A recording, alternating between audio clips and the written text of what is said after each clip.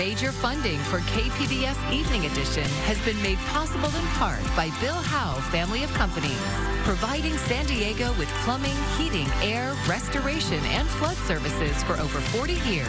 Call 1-800-BILL-HOWE or visit BillHowe.com. And by the Conrad Trebas Foundation, Darlene Marco Shiley, and by the following.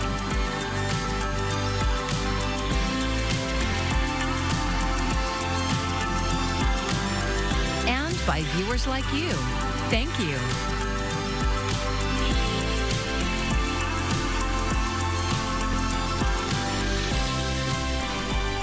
Affordable housing is becoming even more difficult to access in San Diego. Thank you for joining us. I'm Maya Trabulsi. For the first time ever, the county is closing its wait list for Section 8 housing vouchers. KPBS Metro reporter Andrew Bowen says federal funding for this type of housing assistance has been stagnant in recent years. The county and city of San Diego have separate agencies that distribute housing vouchers, which help low-income families afford rent. Both agencies announced recently their voucher wait lists will be closing in order to better serve the applicants already in the queue. Nick Martinez of the county's Housing and Community Development Services says someone selected today would have spent an average of 18 years waiting for a voucher. The limited funding that we receive from HUD allows us to support the families that are already on the program, but doesn't allow us to add new families to the program. So we're not able to select people from the wait list. We haven't selected from the wait list since 2022. Housing vouchers represent the largest form of housing assistance in the country. Recipients generally pay 30% of their household income on rent, and the government covers the difference between that amount and what it determines is the fair market rent. Carrie Bell of the San Diego Housing Commission says the agency has had to increase its average housing subsidy to keep up with rising rents.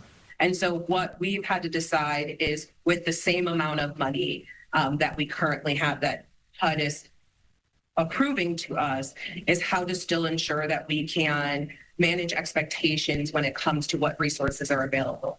The San Diego Housing Commission closed its voucher waitlist on February 1st. The county's waitlist will close on February 20th. Andrew Bowen, KPBS News. A group of people who live in their RVs have formed a new union to press their demands with the city of San Diego. They say San Diego police indiscriminately ticket their RVs.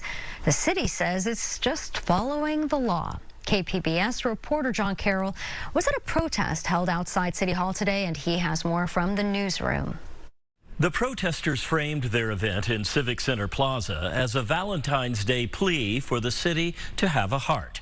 Their attorney says a legal settlement reached with the city in 2024 was supposed to end nighttime ticketing of RVs, but they say following a pause after the settlement, the ticketing started up again. They say those tickets typically run around $170 a piece, unaffordable, they say, for people living in their RVs.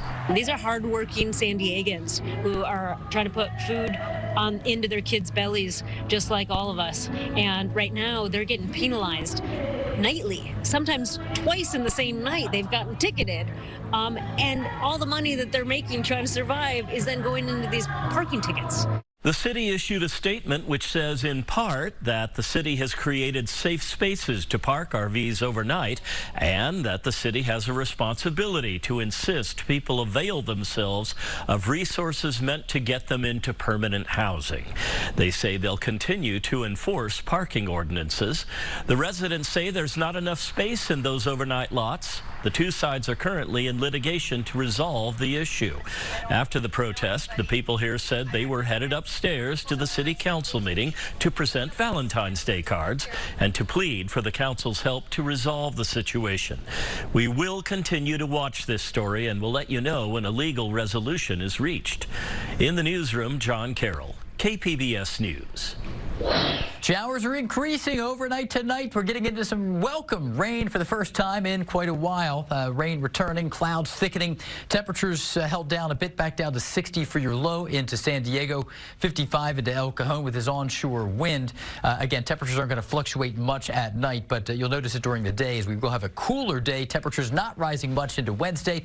Showers will be with us here in Southern California, and there will be a little bit of very high elevation snow. Bigger changes coming. Stay with us. A federal judge temporarily blocked California from enforcing its ban for most law enforcement officers from wearing masks. This decision grants the Trump administration's push for a preliminary injunction, saying the ban discriminates against the federal agents since it doesn't also apply to state law enforcement officers. However, the U.S. district judge kept a separate law that requires federal officers in California to have their name or badge number visible. Governor Gavin Newsom says the ban pushes back against the federal government, allowing masked agents to detain people during immigration raids. Today, the head of the agencies carrying out President Trump's immigration enforcement appeared before lawmakers. As Michael Yoshida reports, the hearing comes amid heightened calls for oversight at the Department of Homeland Security. Top immigration officials on Capitol Hill. We sit here today at an inflection point. Trump's mass deportation campaign has faced a heavy wave of scrutiny following the shooting deaths of 2 U.S. citizens in Minneapolis by federal agents. Questions also raised about the violation of constitutional rights. DHS personnel are now forcing their way into private homes without a judicial warrant in violation of the Fourth Amendment. Transparency and communication are needed now more than ever. The department's no-fail mission hangs in the balance. Officials not commenting about ongoing investigations into officer actions, but did defend their missions and agents. You won't see ICE agents rolling through the parking lots and just snatching someone up. ICE does intelligence-driven, targeted enforcement operations. CBP has spent the last year rebuilding what was an intentionally broken border. Lawmakers pressed on officers wearing body cameras, as well as the training they receive amidst a hiring surge. If you hired somebody for ICE today, how much training would they receive before they become a full-time agent? So for a person off the street who has never been a law enforcement officer, they're looking at approximately 3 months of training, sir. Today's hearing happening as Democrats and Republicans try to reach a deal on potential reforms to the Department of Homeland Security. They have until Friday to pass a bill to fund DHS or face a shutdown that would impact agencies like TSA and FEMA. In Washington, Michael Yoshida, KPBS News. The first community-owned grocery store in San Diego South Bay is now open. KPBS reporter Jacob Ayer spoke to residents at Imperial Beach who say they're excited to find nutritious food options closer to home. After a decade of waiting, the shelves and aisles are full and customers are shopping at Imperial Beach's Suncoast Market Co-op. It's been just over a week of serving the community. We'll walk over for dinner and pick up some hot food, which is fabulous. So we came over here this morning to pick up breakfast burritos. Amazing. Julie Burritt-Giesland isn't just a customer at Suncoast. She's one of its 1,500 community owners who have purchased a one-time $200 share. She says there are limited grocery store options in Imperial Beach, and she's one of many residents who used to shop for groceries out of town. We would drive into Coronado. We would drive into Chula Vista. We are lucky enough to be able to go on the base and go to the commissary, but not everybody in town can do that. Well, I was comparing prices, and all that. Well, I'm willing to buy here, versus using the gas to go over there, and then come back. So the prices are good. The full-service grocery store sells local and organic products, bulk bin items, and food from hot and cold bars. Kim Rivero-Frink is board president with the market. She says after Trader Joe's and Sprouts said they weren't going to expand to Imperial Beach, the movement for the co-op was born. We didn't have a lot of access to, really fresh, quality produce, healthy prepared foods. So we have created a grocery store for our community that we like to say it's by the people and for the people. The co-op is a $4 million project funded through community donations and grants. Suncoast Market is the second co-op grocery store in San Diego County. The only other one is in Ocean Beach. Jacob Ayer, KPBS News. A landmark case against two of tech's titans could have major implications for social media. Attorneys for the plaintiffs in this historic first trial are arguing Meta and YouTube created platforms that are addictive and harmed their clients' mental health. Brian Abel reports on the stakes of the trial. I want to read part of the opening statement. This case is about two of the richest corporations who have engineered addiction in children's brains, to the lawyer of the now 20-year-old who is filing this case against Meta and YouTube, the companies long denying that their products harm young users. A historic trial and a first major test of whether social media companies can be held accountable for claims that their platforms harm the mental health of young users. Psychologists have said consistently for decades that the younger a child is, the more vulnerable they are to any stressor. The case centers around now 20-year-old Kaylee, who accuses Meta and YouTube of intentionally developing addictive platforms that cause her anxiety, body dysmorphia, and suicidal thoughts after she started using the platforms in early childhood. Her lawyer saying app features such as endless scrolling and the like button create instant dopamine hits that can lead to addiction, describing the swipe motion as the equivalent of a handle of a slot machine, saying every time she swipes, it's not for money, but for mental stimulation. YouTube and Meta have both denied the allegations in the lawsuit. Meta's attorney argued in opening statements that a difficult childhood, including reports she made to therapists of verbal abuse from her parents and bullying, led to issues, not social media use. For years, parents, health experts, and whistleblowers like Frances Haugen, formerly of Facebook, have called for more accountability and guardrails to protect young users. For years, these companies have refused to take responsibility for any kind of harm. It makes perfect sense that the playbook would be to blame the victim. The outcome of this trial could have major impacts, with around 1,500 similar lawsuits pending against social media companies. Now, legal experts say that this case will provide a guide for all of those other lawsuits to follow. If Kaylee is victorious, tech giants could be on the hook for billions of dollars, as well as be forced to change the way they operate, as well as change the features that they provide. In Washington, Brian Abel reporting.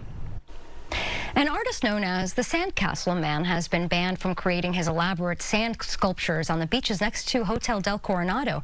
In a letter, the hotel stated Bill Pavlica is no longer permitted to operate on the premises. The hotel cited violations of policies and said his consumption of alcohol resulted in a negative guest experience. Our media partner KGTV spoke to Pavlica, who denies the allegations about drinking. I wasn't drinking. And I told him I wasn't drinking, and he said, don't even go there. And I said, I wasn't drinking. And right now, I wear a soda. I'm diabetic, so it's hard for me to drink. I usually have a sugar-free soda is what I usually drink, or iced tea. The Sandcastle artist also believes someone complained about his latest creation. It featured the Mark Twain quote, "Get your facts first, and then you can distort them as much as you please."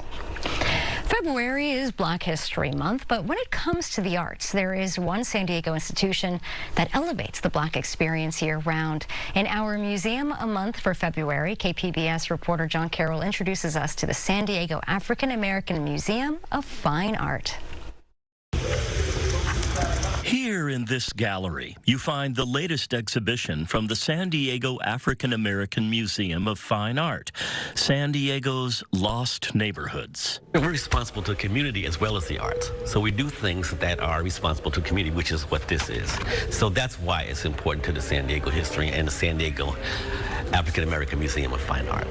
Gaidi Finney is the museum's executive director. We didn't meet him in their building because they don't have one. We are a museum without walls, always have been from the time before me when it was Shirley Day Williams who ran it. It was also a museum without walls. It went dormant in 1998 or 9 for a while, and I reopened it, if you will, in 2014. So it's been like 12 years since, but always as a museum without walls. But the museum obviously needs space to present exhibits, so they work with other museums, places that provide the physical space. This exhibit is in the San Diego History Center. We are not a collecting institution for the very reason that we don't have a building. However, we do have storage, and people are continuously wanting to give us things. We have a large African art collection. Finney says while it would be nice for the museum to have their own building someday, it is not a pressing aspiration. There are advantages to being a museum without walls. As a lifelong nonprofit administrative person, I've just seen so many times when they can't keep up with the expenses of having a building. So you have to have enough income on a regular basis to sustain the electricity or the monthly payments or the gas or the lights. All of that stuff is important. You have to have it, but if you have to pay that, where's that money coming from? And Finney says there are other good reasons not to be tied to a building. It's a blessing in one sense because we have been able to work with all the museums. And the reason is because we're a fine art museum, we can only go in certain places that have the climate control, the security, and all that kind of thing to bring excellent art here. And not having a building can lead to some out-of-the-box thinking when it comes to exhibits. There are actually two distinct exhibits going on here, apart from the one that's obvious all around you. There is another one you get to through your phone. It's augmented reality. You overlay history onto the real world, and so you feel like you're going back in time, but just through your phone. It's a wonderful way to showcase art anywhere in the world. In fact, the San Diego African American Museum of Fine Art has and continues to exhibit artwork far from its home city. We have exhibits right now in Africa. We have exhibits in New York. And working on other places. Back to this gallery, San Diego's Lost Neighborhoods. Apart from being an important part of this city's overall history, it syncs well with the museum's role of revealing the struggle Black people have experienced here through the graphic art of showing how freeways broke up various minority communities, a white man's freeway versus a Black community. Finney says the museum got invaluable help in the significant amount of research it took to bring this to life. And we got involved with UCSD students who did a lot of research on this, and it was amazing research that they did. And then we started to pick apart all the various things that's happened to these neighborhoods. Next up for the San Diego African American Museum of Fine Art, the annual Keepers of the Culture exhibition and honors program, highlighting members of San Diego's Black community that have played an important role in shaping Black culture here, all the while proving museums don't need four walls to display fine art. John Carroll, KPBS News. It's now been a little over a year since the devastating Eaton fire in Los Angeles. More than a dozen people died and nearly 10,000 structures were destroyed in the community of Altadena. The wildfire also damaged many trees in the area, but as Kara Finstrom shows us, a lumber business and a guitar company are trying to create something positive out of the tragedy.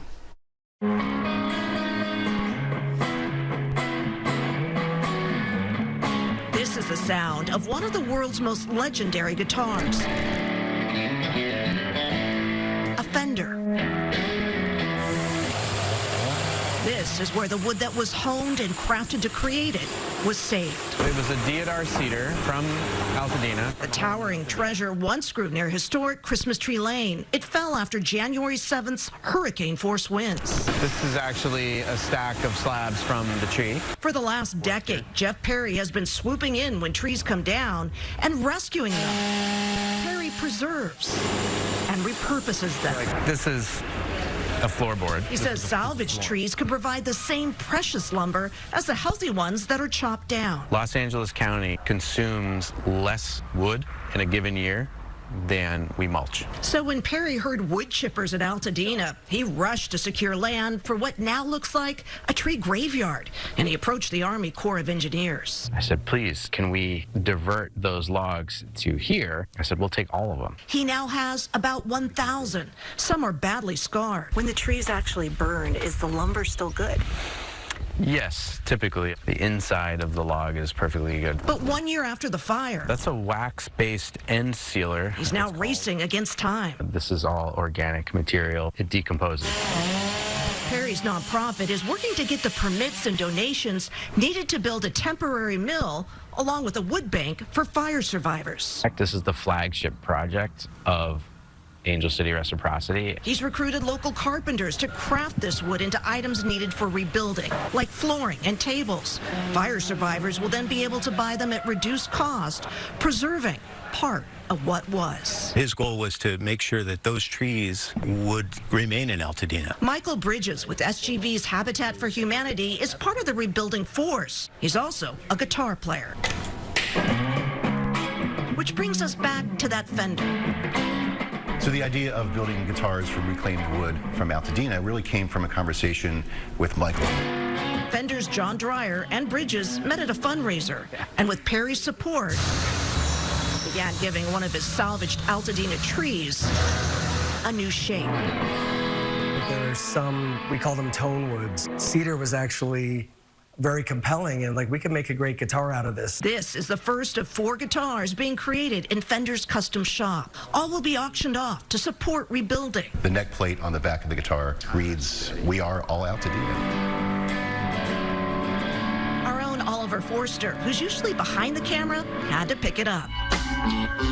So did the musicians at an Altadena benefit concert. And Taylor Goldsmith from Dawes. He ultimately ended up playing the guitar on stage. The guitar, the first powerful gift from Altadena's magnificent trees. Perry hopes to create thousands more, reminders of the beauty last year's fire could not destroy.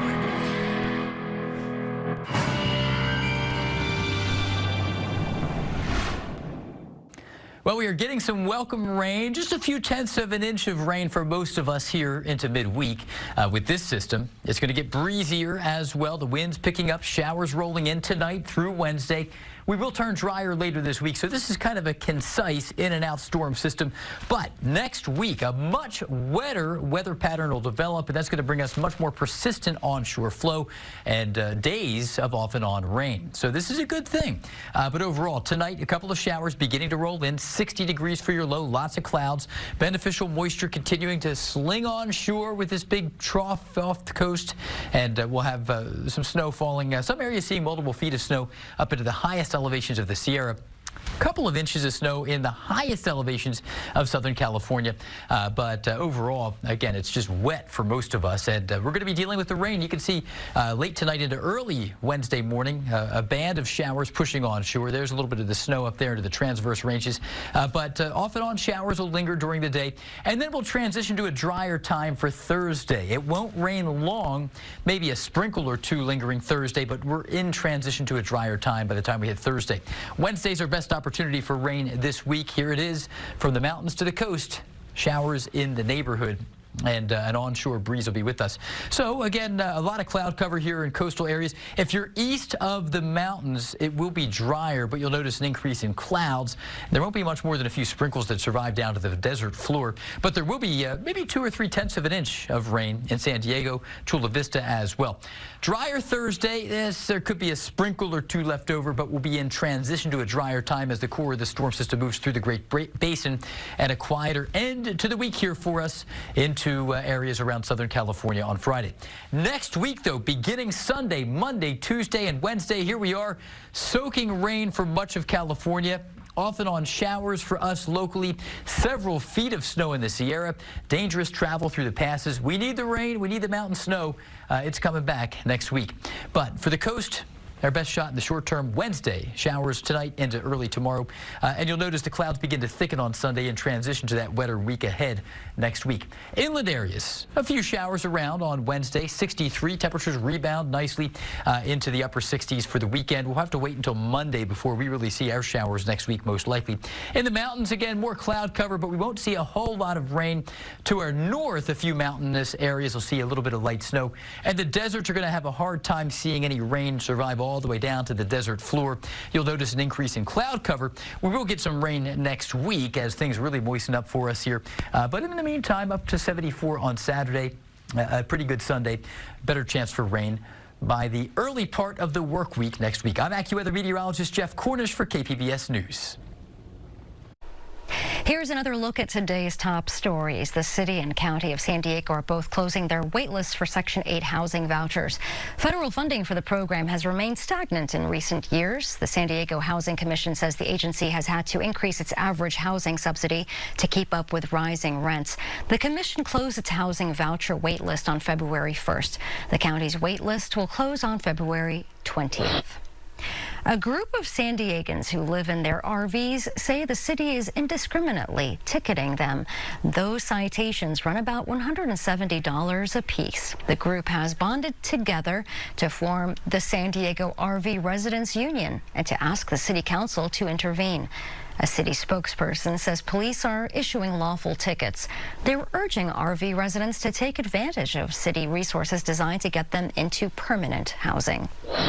And the first community-owned grocery store in San Diego's South Bay is now open. Suncoast Market sells local and organic products, bulk bin items, and food from hot and cold bars.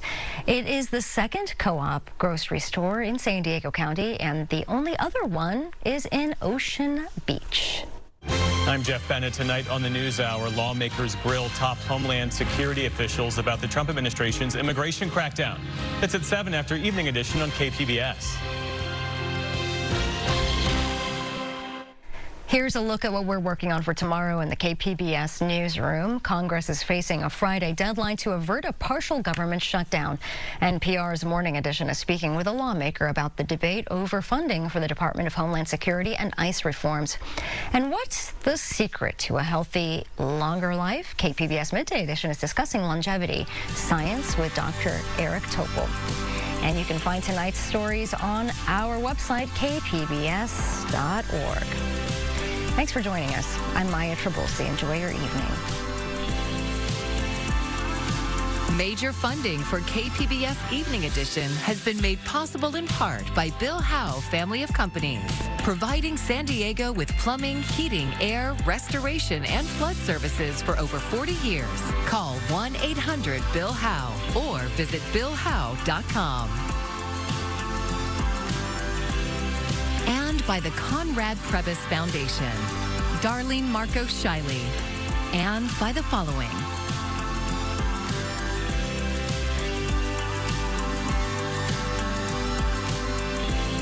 And by viewers like you. Thank you.